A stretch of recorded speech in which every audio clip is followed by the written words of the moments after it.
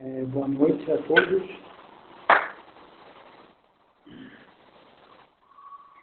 Então, aí na tela vocês estão vendo a situação de vocês na primeira unidade. Tá? Então, aqui a gente tem uma coluna que tem 13 alunos na primeira unidade irregulares, né? Ou teve algum problema no envio ou não enviou, né? Ou não respondeu a atividade. Então, essa foi a curva, acho que eu mostrei isso na última aula, em que a gente fez alguns comentários um pouco... Eu vou falar de tudo, tá? Então, não se preocupem por hora nessas questões pontuais. Tá? Então, essa é a curva, tá? É satisfatória, né? Eliminando essa aqui onde eu estou passando o cursor, né? Eu nem conto muito com essa coluna, porque isso aqui pode ser sanado ainda na reposição. Essa aqui foi o que aconteceu nessa unidade, né? Então,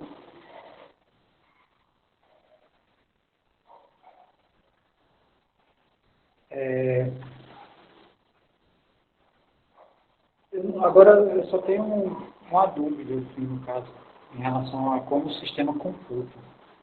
Porque, na maneira que eu estou fazendo a correção com vocês, eu abro duas atividades, né?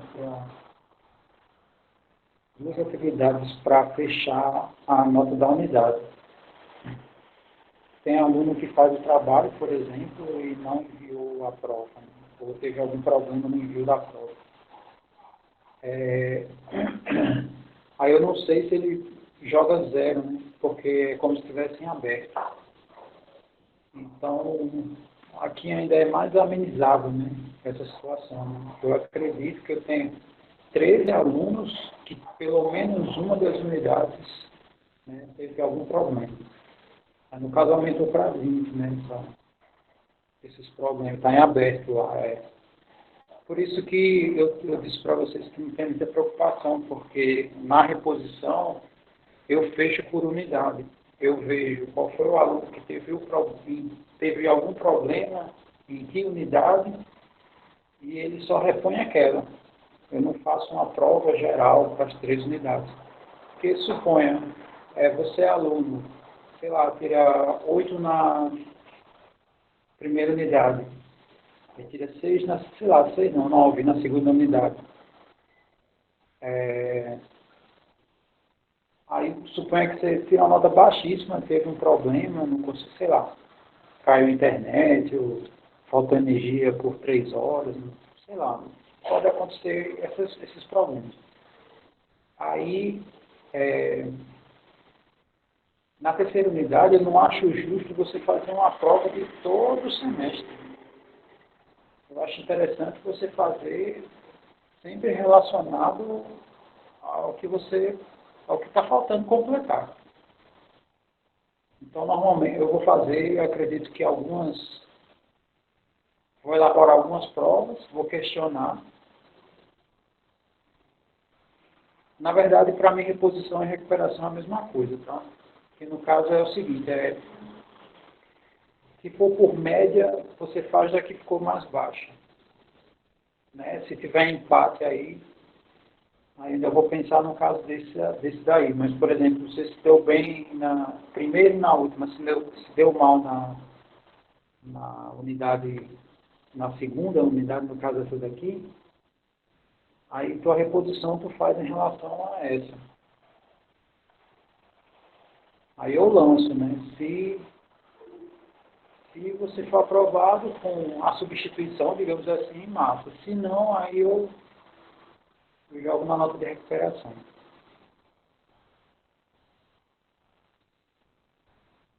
Ah, pronto, Teve 2 alunos, eu acho que você foi um deles. Quando eu abri, o arquivo estava zipado, né?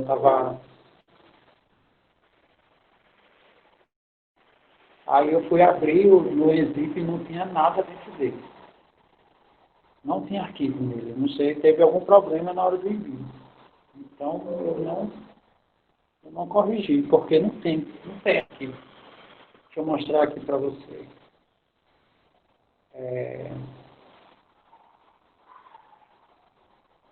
Vou mostrar aqui o teu caso.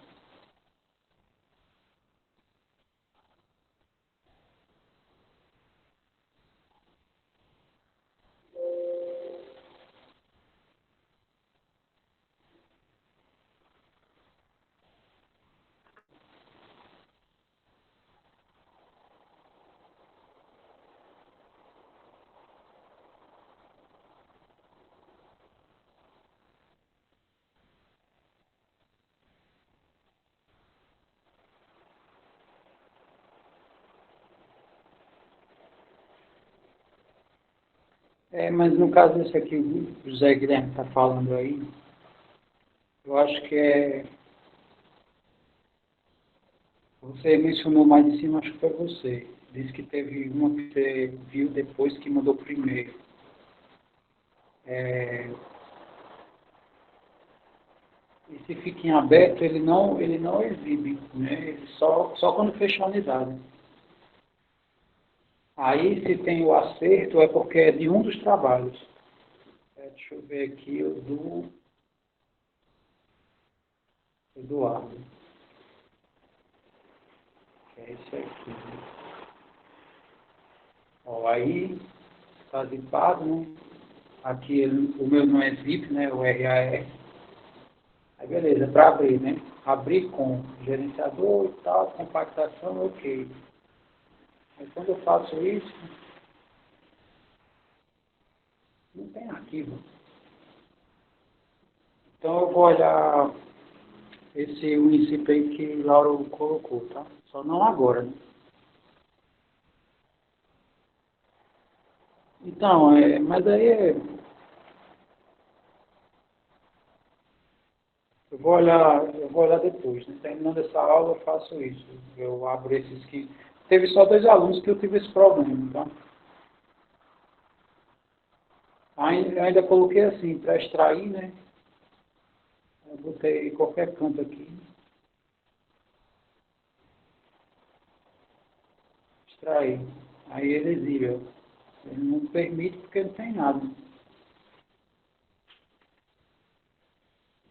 Por isso que ficou em aberto. E no caso teve. Deixa eu ver aqui.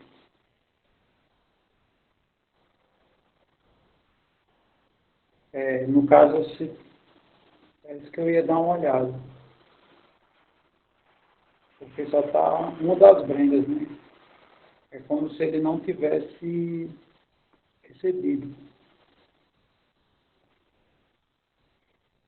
Mas, ó, é o que eu estou falando, não tem problema, não tem muito bicho nesses casos. É, eu sei que vocês têm essa comunicação de vocês pelo. Agora eu esqueci o nome, vocês vivem falando. Inclusive eu tentei entrar e não consegui. Eu pensei até que era do Twitter, mas não, é Telegram isso. Então, assim, eu tenho que colocar todo mundo nas mesmas condições. Eu não conheço a situação de todo mundo, infelizmente não posso favorecer alguns e outros não. Então, quando for nas reposições, eu vou abrir dias, eu não vou abrir horas. Né? Eu faço isso na prova, para que todos tenham as mesmas condições e o mesmo tempo de fazer. Eu não abro dias aqui para vocês, né? Porque eu sei como é que a coisa funciona. Sempre tem aquele que é mais habilidoso, né? E ele acaba passando o gabarito dele, enfim. Eu sei que ter esse controle é mais difícil. Então, para diminuir, a gente reduz as horas, né? Faz, sei lá, esses artifícios que a gente utiliza, é porque a gente não tem um certo controle, né? Isso aí é natural, né? É, e na semana de reposição não, eu vou abrir por dias, né? Aí quem tem algum problema, né? Aí a gente vai sanar, né? Você envia dentro do período de dias. Aí eu acho que não vai ter problema nenhum. Mas essas coisas que estão ocorrendo, é, pois é, mas aqui o tempo de prova era para ser 2 horas. Eu botei 2 questões para ser resolvida 1 hora cada uma. É, aí eu coloquei mais meia hora, que é justamente o tempo que você tem que se organizar para,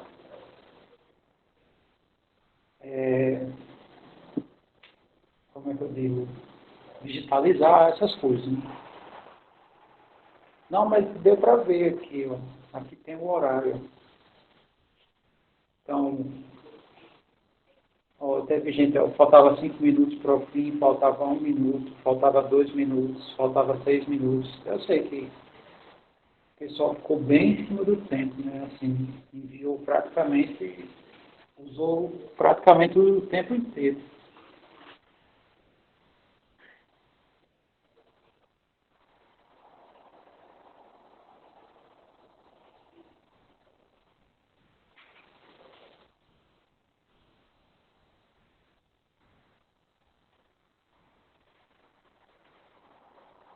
Mas, enfim. É, sim, e outra coisa,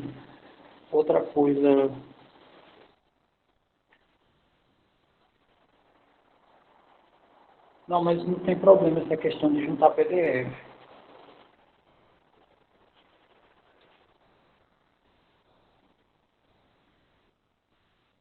É, sim, teve gente que, por mais que eu tenha colocado as regras, né, da tarefa, não seguiram as regras. Então, eu não tirei muita coisa, mas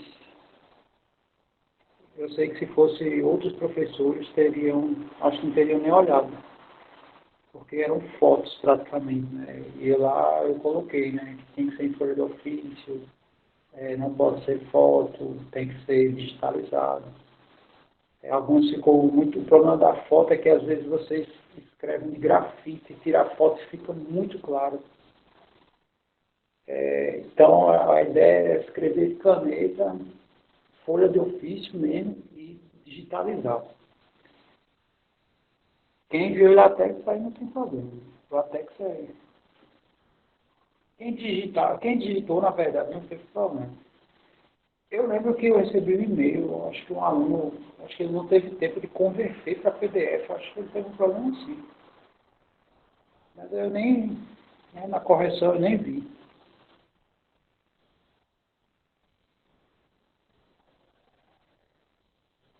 Não, eu não, é como eu falei, eu não vejo a coisa como recuperação, e sim reposição, né? Eu vou ver quem teve problema em qual unidade e a gente resolve o problema de cada um no seu quadrado, né?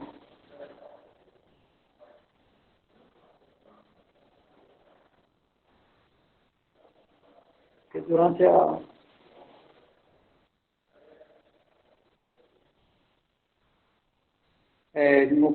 no caso eu vou abrir esse, eu vou tentar abrir pelo que Lauro sugeriu aqui. Ele deu um site aqui para eu abrir. Se eu conseguir, eu corrijo, sem problema nenhum.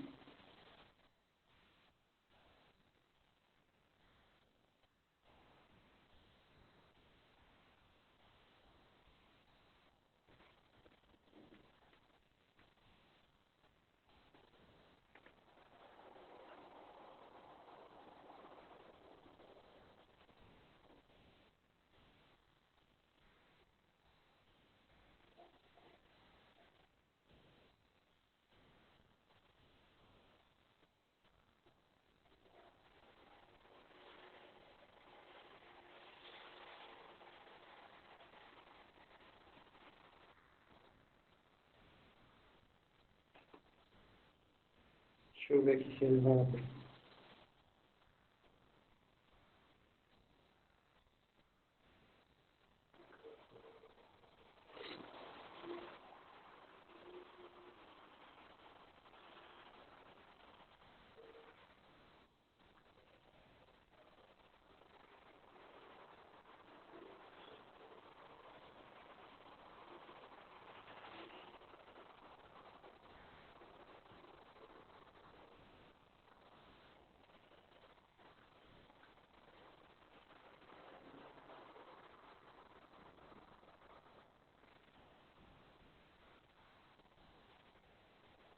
Aqui é só arrastar, hein?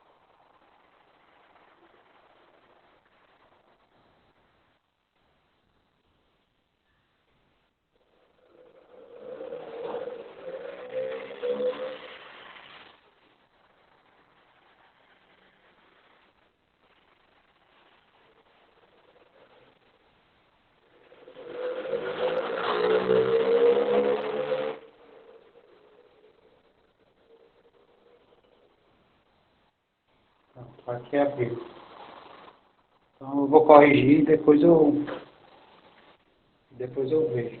Tá? Não vou fazer agora. É... Mas se ele não abrir, você ia ficar para fazer reposição. Eu vi. Não, eu vi. Está aqui. Questão 1 e questão 2.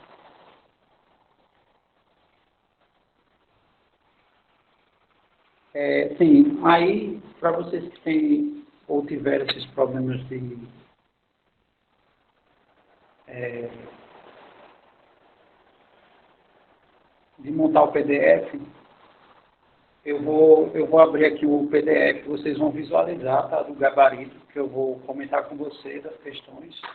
Aí eu aproveitei e deixei o gabarito, não digitalizei, né? Eu fiz para digitalizar junto com vocês, para vocês visualizarem, né, para quem tem dúvida, sei lá, só para vocês visualizarem melhor como é que eu faço, né? Vocês vão ver, aí eu vou fazer e vocês vão visualizar, tá?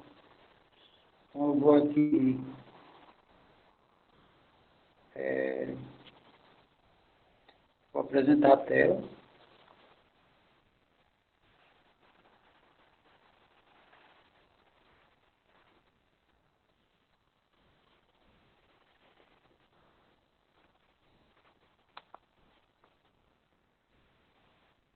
Aí eu vou aqui no Drive,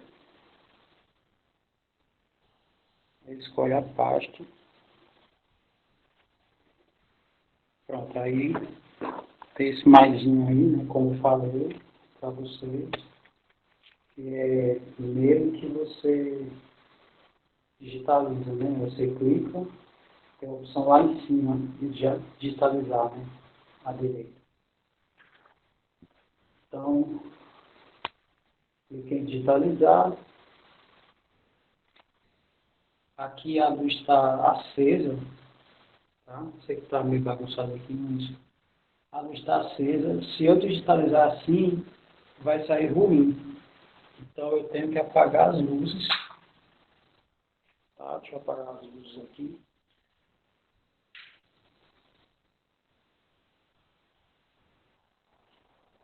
Deixa eu fechar aqui o computador.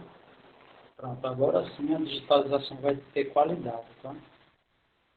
Você clica.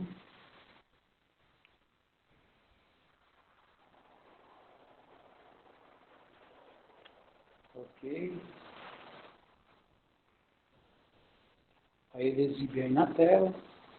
Aí, lá embaixo, né, embaixo dessa telinha, vocês estão vendo um sinal de mais. Esse sinal de mais, ele está perguntando se você quer pôr mais folhas. Aí você aperta nele. Aí ele já se preparou para você digitalizar a segunda folha.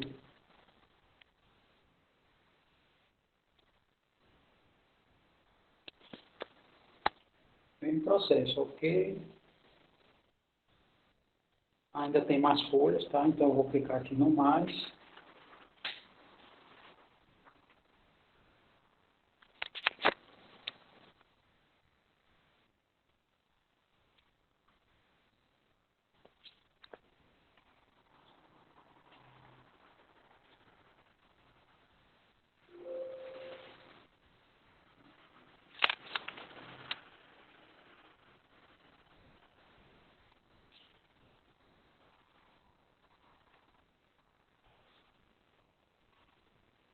Muito bem. Acabou as folhas, né? Aí eu venho aqui no meio, né? Lá era para vocês colocarem o nome de vocês, né? Aqui, como a gente quer, como isso aqui é o gabarito, né? Então eu vou digitar gabarito. Está salgado. Oferecer integral, unidade 2. Ok. Aí salvar. Pronto, aí ele está fazendo o upload.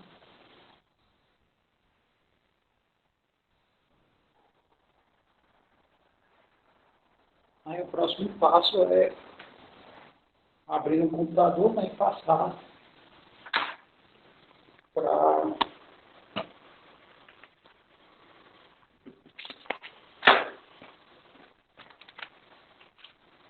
o cigarro, no caso, né? Então, essa seria a maneira, tá?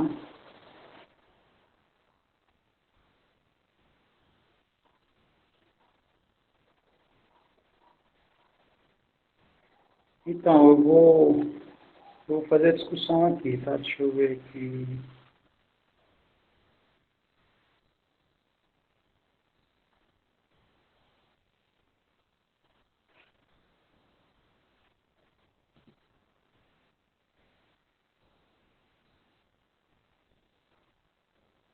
Deixa eu abrir aqui.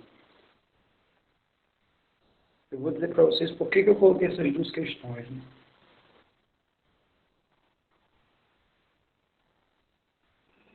Mas eu entendo, no caso, a reclamação, né?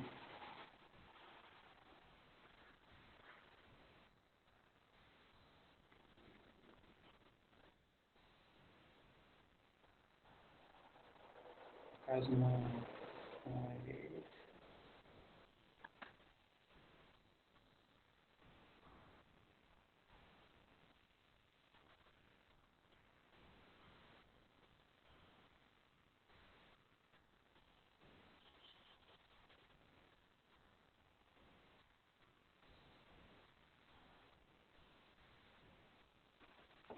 exatamente. Então, a um ele abraça praticamente tudo que a gente viu na unidade.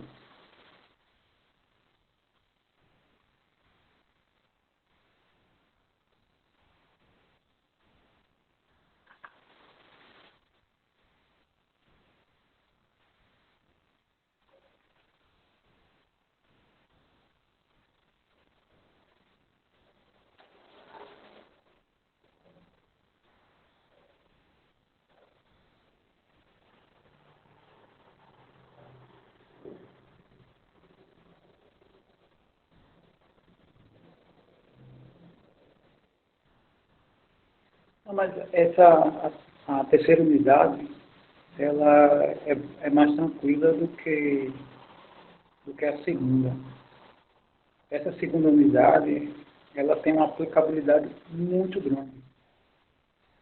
Então, é,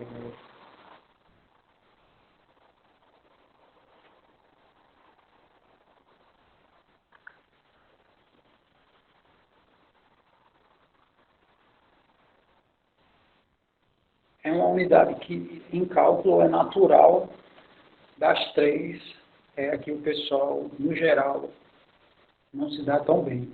É essa parte da derivada. Mas não é pelo grau de dificuldade, e sim pela quantidade de informações que ele tem. A terceira unidade é a parte de integrais, né? As integrais, eles são também, para você gerar uma integral, é também um limite, né? Um limite que gera integrais, sendo que ela é menos, assim, tem menos, é, essencialmente, né? Das três, a mais difícil é integrais, porque as funções, né, que são deriváveis, você consegue derivar.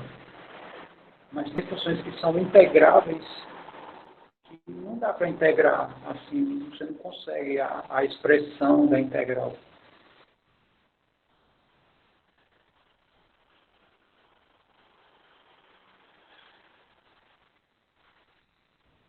Deixa eu abrir aqui que fica melhor. Deixa eu ver.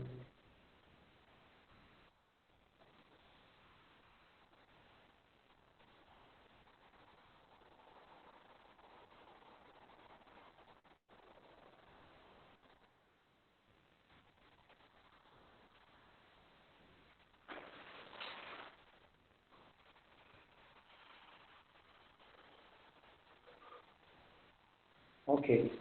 Então, tá aqui a questão, eu só fiz um item, né? Lá eu coloquei dois e separei em grupos pela letra do alfabeto.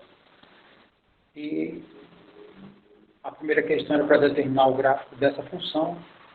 Aí eu comecei a escrever um texto, né? Que é justamente mais ou menos como eu tinha solicitado, né? Para vocês escreverem, né? Eu não tenho como estar na cabeça de vocês. Às vezes vocês escrevem uma conta, mas aí eu não tenho noção, assim, né? Eu imagino o que vocês querem me dizer, mas né, não sei o que exatamente vocês querem dizer. Aí eu escrevi, né, para determinar o gráfico, alguns quesitos são indispensáveis, no caso domínio, paridade, pontos de descontinuidade e assíntota, né, pontos de assíntota, interseção com os eixos, intervalo de crescimento e decrescimento, extremos, concavidade e flexão. Aqui tem um ponto que ficou meio apagado, né? Com todas essas informações, é possível fazer o gráfico sem o uso de algum recurso tecnológico. Dessa forma, tem-se, né, aí o domínio, né? São os reais menos o menos 3, tá? É uma maneira de escrever, tá? Mas você pode escrever também abre chaves, x pertence aos reais, tá? Ok, x tem que ser diferente do menos 3, né? Que no caso, né, vocês, muitos escreveram, né? Se aqui for menos 3, isso aqui dá 0. Paridade, né? Aí eu escrevi, preciso verificar se f de x é igual a f de menos x para que f seja par e isso aqui para que ela seja ímpar, né? Aí a gente verifica aqui, né? Vocês verificaram, viram que deram diferentes, né? Então f não é par nem é ímpar. Alguns poucos alunos só colocaram o gráfico, tá? Aí eu não tenho como saber, né? Existe o Desmos, existe o Wolfram, então não sei se ele realmente sabe o que ele colocou lá ou se ele simplesmente tirou e só colocou, né? Jogou na folha. Tá, a função f é contínua no seu domínio, né? Porém, como x, esse ponto 3 aqui são os pontos de descontinuidade, né? Na verdade, essa função não é descontínua, né? É isso que eu estou explicando aqui no início. A função f é contínua no seu domínio, porém, como o x igual a menos 3 não pertence ao domínio, então deve-se investigar o que ocorre em torno dele. Fazendo isso, segue que, né, aí a gente investiga. Teve algumas pessoas que cometeram um erro, assim, natural, né, nesses dois limites aqui, colocaram o contrário. Mas aqui em menos 3, né, à esquerda, a diferença aqui dá, no caso a esquerda aqui, né, a diferença dá negativo. E o menos 3 aqui no lugar de x, né, quando esse x se aproximar de menos 3, aqui em cima já vai ser negativo. Então aqui vai ficar menos com menos que é mais, aqui o contrário. Né? À direita vai ficar 3 somado com algo menor do que maior, né, na verdade, que o menos 3. Então, essa conta aqui vai ser sempre positiva. Como o numerador é negativo, né, então menos com mais dá menos. Mas, enfim. Aí também verifiquei para mais ou menos infinito, né. Aqui deu para perceber que dá a mesma coisa, né, então fiz de uma vez só. A interseção com os eixos se tem quando a gente verifica os zeros, ou seja, 0 para x e o f de 0 e não sei quem quando y for 0. Assim, os pontos são menos 2 e 3 e x igual a 2. Tá? São esses dois pontos aqui.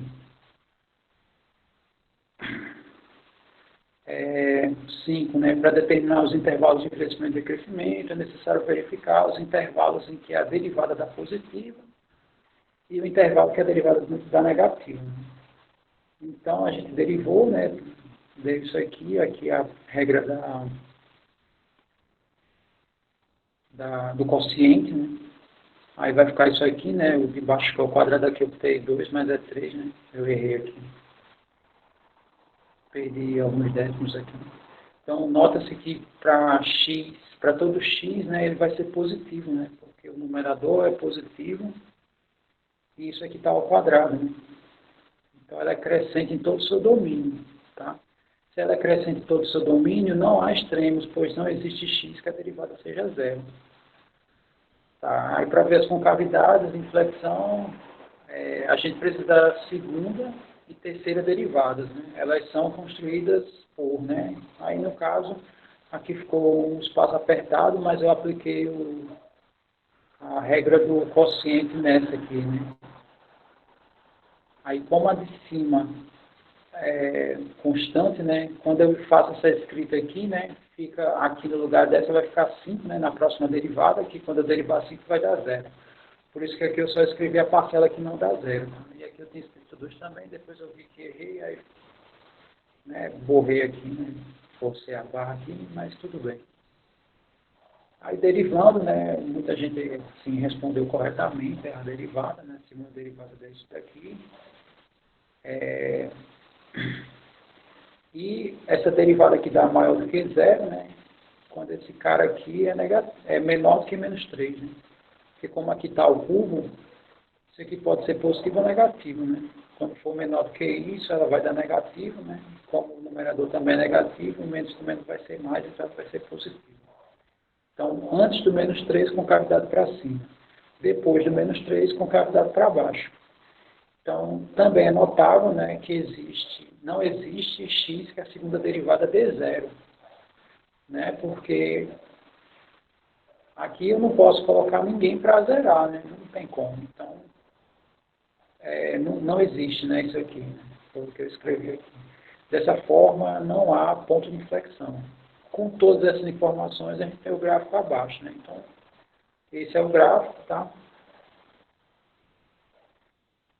E a questão é essa, né? Aqui as interseções, né? Essa concavidade antes do menos 3 para cima, depois para baixo, né? Para mais ou menos infinito, ela vai aqui no 1, né? Eu não coloquei 1 aqui, mas aqui é o ponto 1. A esquerda do menos 3 ele está indo para mais infinito, a direita menos infinito, né? Então ele tem esse comportamento. A outra é semelhante, vai dar o contrário, né? No caso, essa aqui é sempre crescente, né? O quociente inverso vai ter sempre decrescente. E eu vou mostrar para vocês como é que eu fiz a segunda, tá? Muita gente não fez essa questão completa. Eu acho que só teve um aluno que respondeu ela completa, né? Então, a ideia dessa questão é a seguinte, né? Eu quero encontrar as dimensões de um retângulo inscrito numa circunferência de área máxima. Dessa forma, eu considerei o seguinte modelo, né? Está aqui o meu retângulo, aí eu considerei aqui meu arco T, consequentemente esse pedacinho aqui vai ser R, que é o raio, vezes o cosseno de T. Isso aqui é uma maneira, tá? Não é a maneira, vocês fizeram de outra, que também está correto, né? E o R seno é a minha altura aqui, né? Aí, de acordo com o desenho ao lado, né, tem-se que a área em função do arco T, né, é dado por essa expressão aqui. Então, ficou 2 vezes o R cosseno, porque o retângulo ele não é só esse pedaço, né, é 2 vezes ele. Então, esse 2 estou dobrando esse pedaço, vezes a altura que é o R seno de T. Por que eu usei as funções seno e cosseno? Porque quando eu derivo, uma dá a outra. Quando eu derivo cosseno dá seno e dá menos seno, desculpa. Quando eu derivo seno dá cosseno. Vocês usaram o teorema de Pitágoras, está corretíssimo o que vocês fizeram. Mas aí é só questão de otimização. Quando você deriva, porque vai ficar uma raiz quadrada, né? Então, a tendência é que sempre a raiz permaneça, né? Então, a expressão tende a se ampliar. eu usei seno e cosseno, né, nesse sentido, né, de não ter derivadas tão grandes. Aí, para encontrar os pontos em que maximizam a área,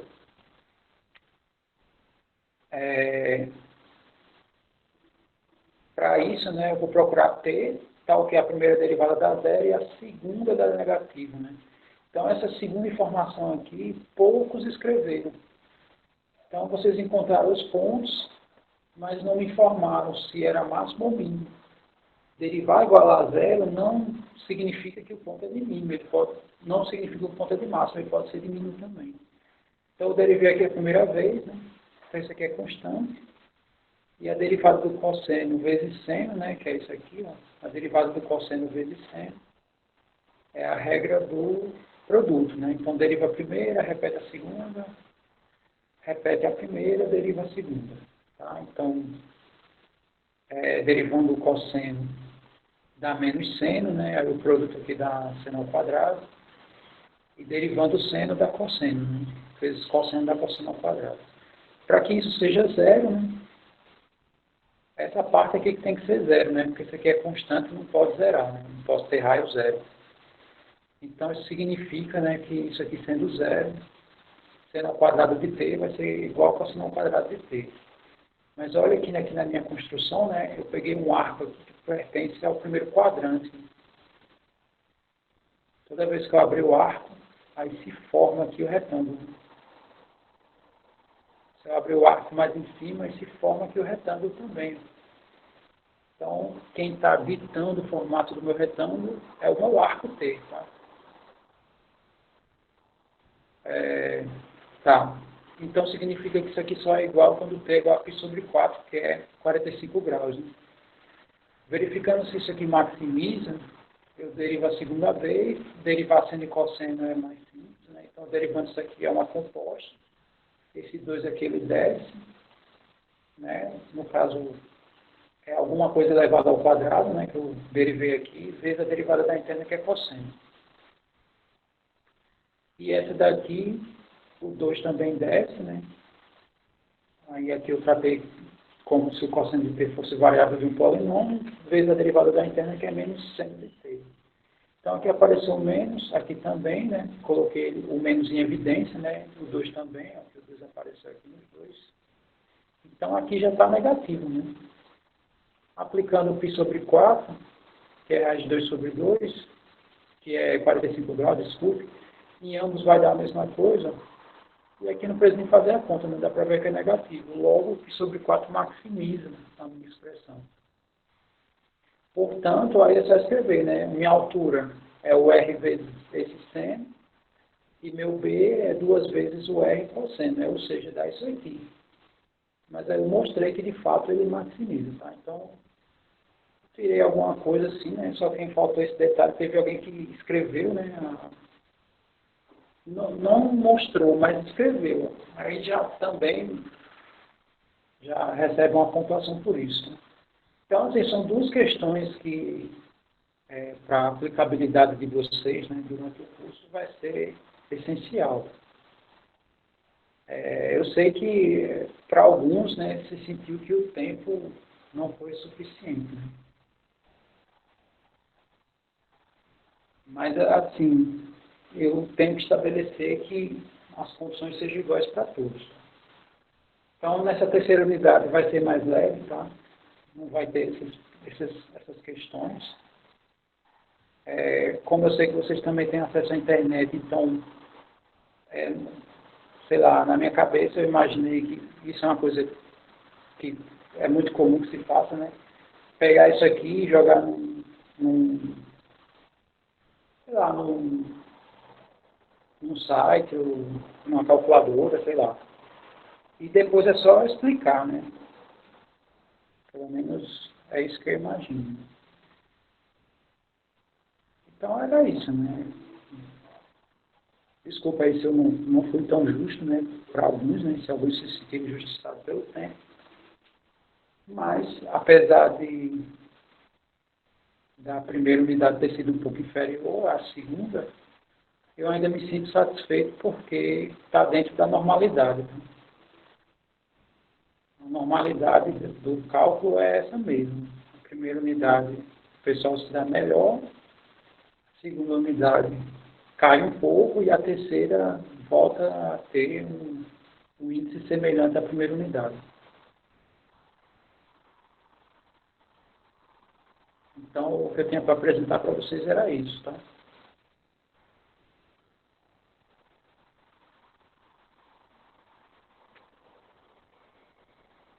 Na verdade, o próprio assunto, né, eu não posso, porque o assunto,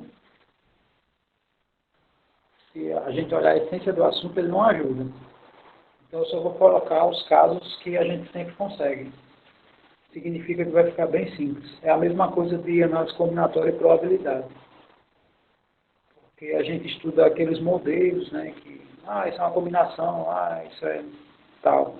Mas às vezes você põe uma vírgula no texto e não segue nenhum dos padrões, né? Então, aí quebra as pernas de todo mundo. São questões extremamente complicadas, essas questões de probabilidade. Integral é do mesmo jeito. Então a gente vai ver só alguns padrões. Derivada não, assim. Essencialmente, derivada você sempre consegue, né? Repito, né? Quando a função é derivada, por mais que lhe dê trabalho, mas você sempre consegue fazer. Então,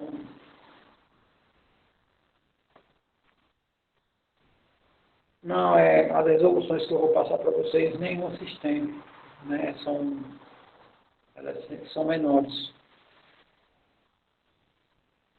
Porque o que a gente vai fazer aplicar as técnicas. Né? Porque assim, o que é integral, né? A ideia da integral. Só para vocês terem uma ideia como é que a coisa pode ficar bem complicada. A gente vai ver que a integral ele é o processo inverso da derivada. Apesar da derivada me dar inclinações, né? E a integral não. A integral me dá outra coisa completamente diferente, mas em relação às contas, uma é o inverso da outra, né? Isso aqui é interessante, né? Que são coisas relativamente distintas, mas a operação é uma inverso da outra. Assim como a multiplicação inversa da divisão, a integral é inversa da derivada. Então, imagine o seguinte, você pega essa função aqui que a gente pegou no início, e, na verdade, você pega essa daqui, ó. Você pega essa função aqui, você tem que integrar e ela tem que voltar a ser essa. Ou seja, é o processo inverso. Tá? Eu derivei essa, deu essa. Cadê? Deu essa, né?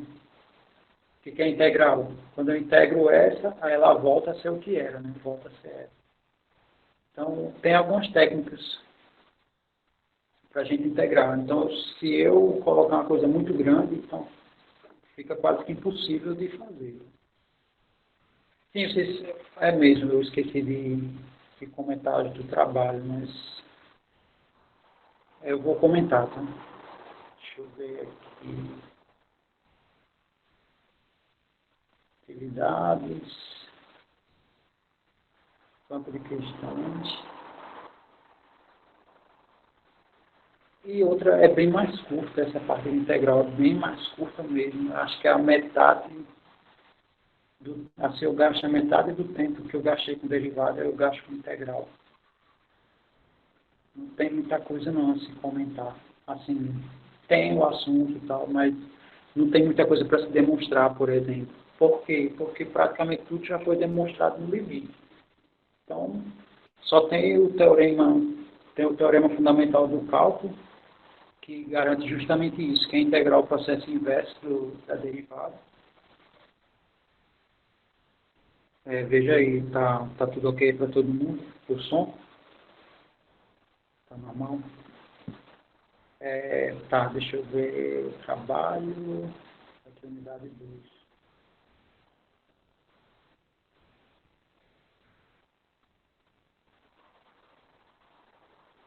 Então tá.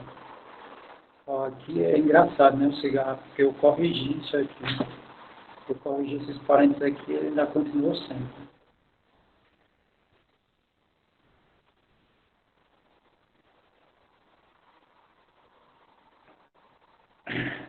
Então, a primeira questão,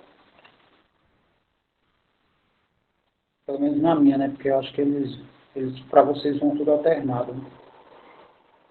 Então, a primeira questão diz assim: eu tenho a distância do ponto x e f de x para x e zero. Tá? É uma função que determina a distância entre esses dois pontos que eu acabei de falar. Dessa forma, considerando que no ponto x0 sua derivada é zero, significa que a distância definida acima do ponto x0 será máxima, mínima, máxima ou mínima obrigatoriamente, pode ser máxima ou mínima. Né? Então, de fato, é essa, né? É a alternativa dele. Porque se derivar igual a zero, significa que pode ser máximo ou mínimo. Não necessariamente é máximo, não necessariamente é mínimo. Ok.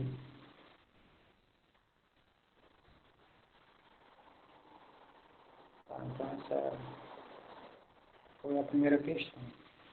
Segunda, considerando a lei de formação, né, que eu tenho aqui uma composta, né, f dentro de g sobre h, quando a gente deriva, então a nossa expressão fica essa daqui, né? Tem uma que é bem parecido, mas só troca o sinal, no caso um é mais, outro é menos.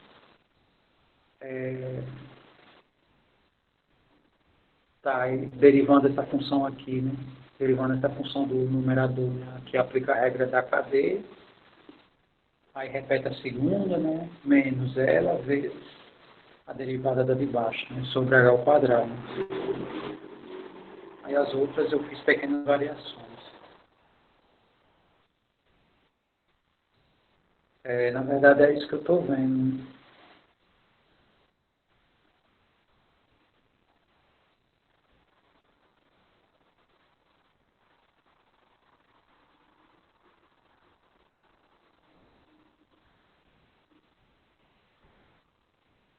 Eu acho que eu quis colocar máximo e mínimo. E coloquei o.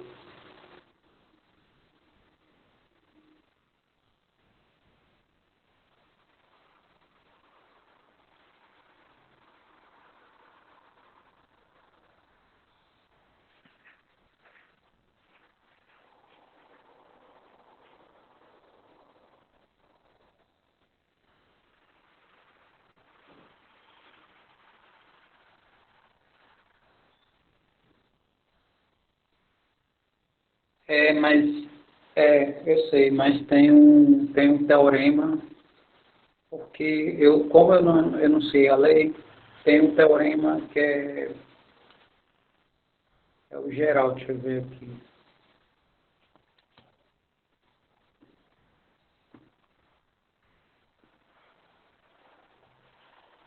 Esse aqui. Esse aqui. Critério geral. Então, pode ser que a primeira derivada dê zero, né, junto com várias outras derivadas. E uma lá na frente não dê.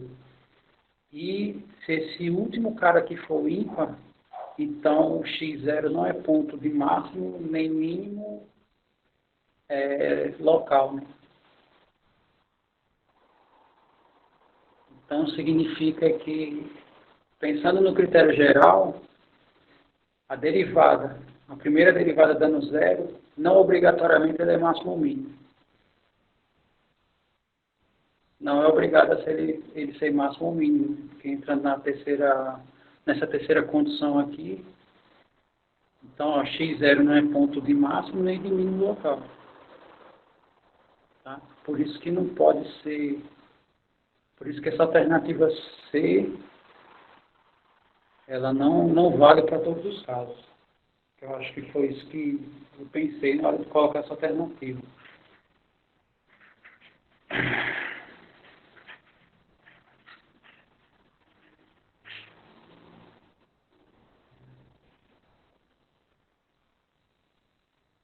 Mas é a derivada dando zero e na segunda derivada dando diferente. Porque Se for dando zero em todas as derivadas, significa que a primeira não necessariamente é mais máximo ou mínimo, né? Não é mais extremando.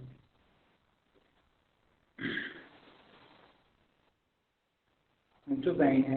Tá, questão 3. Né? Considera as afirmações abaixo e marca correta. Tá, eu estou dizendo que a segunda derivada não é zero e a terceira é igual a zero. Então, eu posso dizer que esse ponto é máximo? Não, porque eu não sei quem é a primeira.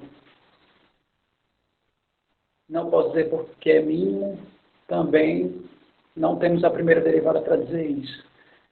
Não satisfaz a inflexão, né, isso aqui. É o contrário, né? É a segunda dá zero e a terceira não dá. E o item D não dá para afirmar obrigatoriamente. Aí, é essa alternativa. 4. Faço o que se pede, né? Aí, para x no intervalo i, eu tenho que a primeira derivada não é zero, né? Assim, o que eu posso dizer? Que f pode não ser contínua em i. Bom, isso não quer dizer nada, né? Se a derivada existe, é porque minha função ela é derivável. E se ela é derivável, ela é contínua, automaticamente, né? Então, não posso dizer isso. Da alternativa B, f pode não ser derivável. Bom, se eu estou derivando, né? Eu estou afirmando, né, para x no intervalo i, eu tenho que a derivada está diferente de zero. Se tem derivada é porque ela é derivada, né? Então, a alternativa B também não pode ser. Pode não existir ponto sair B no intervalo I, tal que o f de I é igual ao f de B.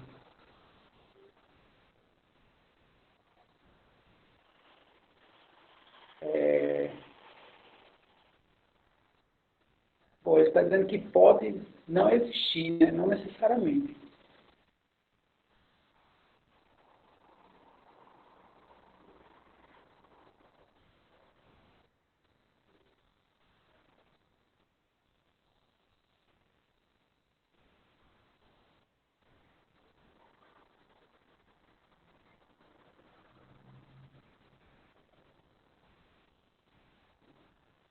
Na verdade, isso aqui não pode ocorrer, né?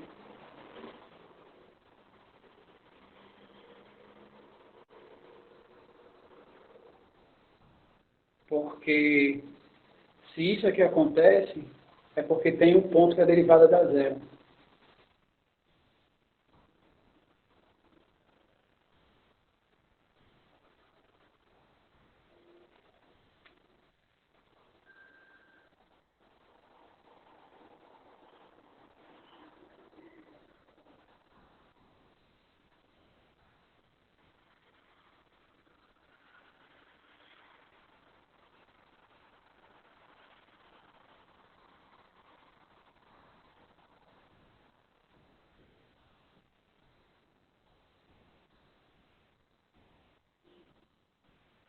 Deixa eu só conferir uma coisa aqui.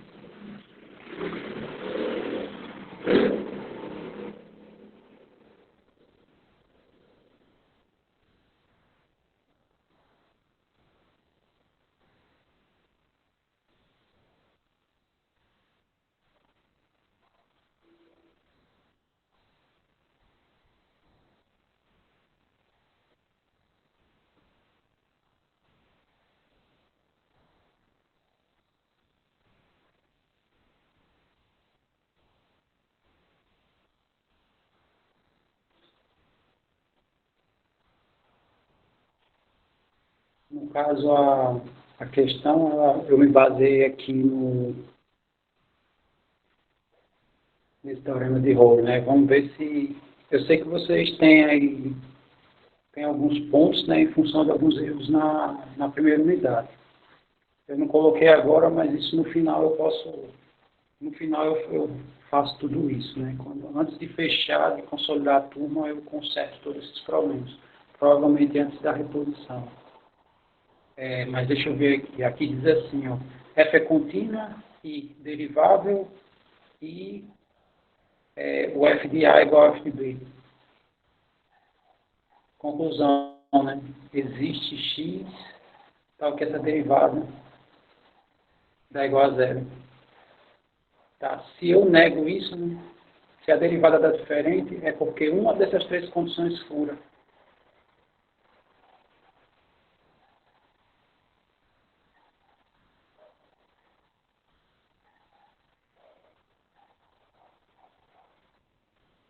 Então, se a derivada deu diferente, f pode não ser contínua. Se a derivada deu diferente, f pode ser não derivável. Se a derivada dá diferente, então pode ser que não haja, né, um AB tal que isso dê igual. Deixa eu só ver o sentido da...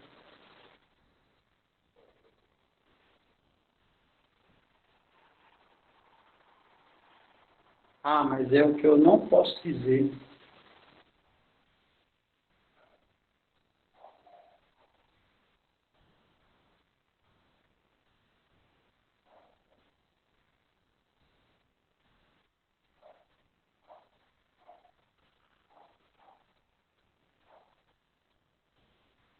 É porque quando bota não, aí a coisa fica confusa.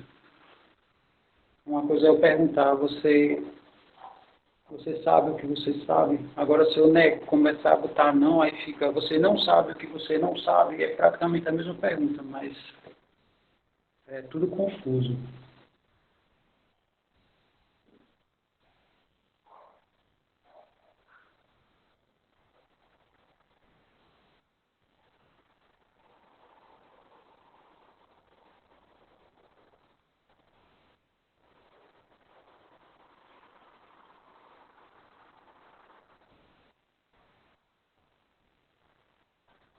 É, a D não pode ser. Mas, enfim, eu vou fazer a avaliação novamente, tá? E amanhã eu dou um feedback para vocês.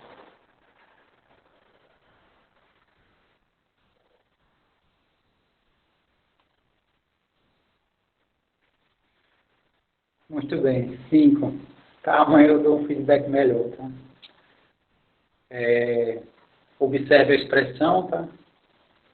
É a função derivada, então eu posso afirmar que, bom, se a minha derivada é definida assim, né? Então, se eu digo se, né, eu estou supondo isso aqui, né? Então, a derivada não é contínua? Não, está errado, né? Se a derivada é definida por isso, é porque o limite existe e ela, né, ela é contínua. F é contínua e a derivada pode não ser. Também não, isso é um absurdo. Se a derivada é contínua, então não, se a derivada é contínua, então a derivada é derivável. Na verdade, é o contrário, né? Se a minha função é derivável, então ela é contínua e não o contrário. Então, o item A é o correto. O que foi que eu fiz no item A? Eu só fiz aplicar o limite e isolei. Tá? Então, aplicando o limite aqui, ficou o limite dessa primeira parte que tem H, né? Aqui meu limite é H indo para zero. Essa segunda parte aqui não tem H, então, no caso, dá para isolar aqui ele. E ficou o limite dessa parte aqui, né? Que está dividindo essa diferença, e eu multipliquei pela derivada aqui. Então, tem essa definição de derivada, bem parecido com essa, em alguns livros, num nível maior, tá? Eu sei que ele coloca aqui um resto, né? Que eu não coloquei resto. Mas essa expressão é praticamente a mesma. Né? Isso é a nossa alternativa. E a questão 6, né? Pergunto quais das funções abaixo são nulas na enésima derivada. São não nulas, na verdade, né? Então, x à quarta, ela se anula, né? Quando a gente deriva polinômios, cada derivada, o seu grau diminui. Então, aqui zera, aqui também é um polinômio, vai zerar. Nesse polinômio aqui, fora do zero, né? Que não é derivável em qualquer outro ponto. Se você for derivar num x positivo, a derivada dá 1. Se eu derivar outra vez, vai zerar. Então, a derivada aqui não eu vou derivar várias vezes e ela não vai se anular, é a primeira, tá? O ln de x.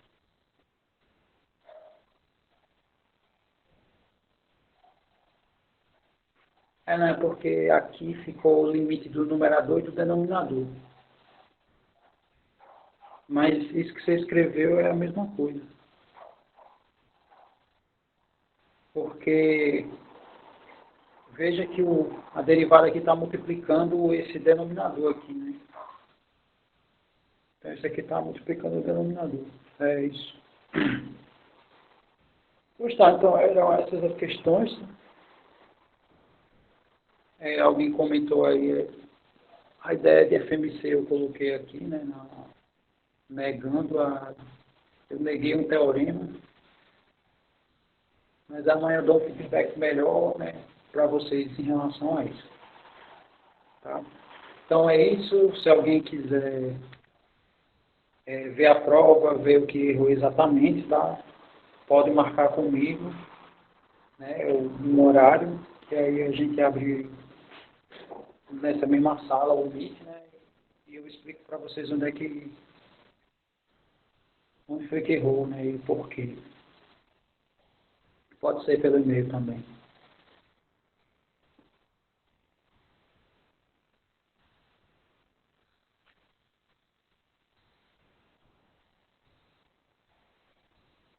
Bom, eu não vejo muito problema nisso, mas eu só acho nessas condições que a gente está. Se a gente tivesse um semestre normal, por mais que fosse remoto, mas fosse um semestre normal, eu não veria muitos problemas. Amanhã já começa os conteúdos, né? Mas eu vou ver, vou pensar nisso, mas eu acho mais complicado para mim. Né? Mas enfim, deixa eu pensar direitinho, aí eu aviso a vocês.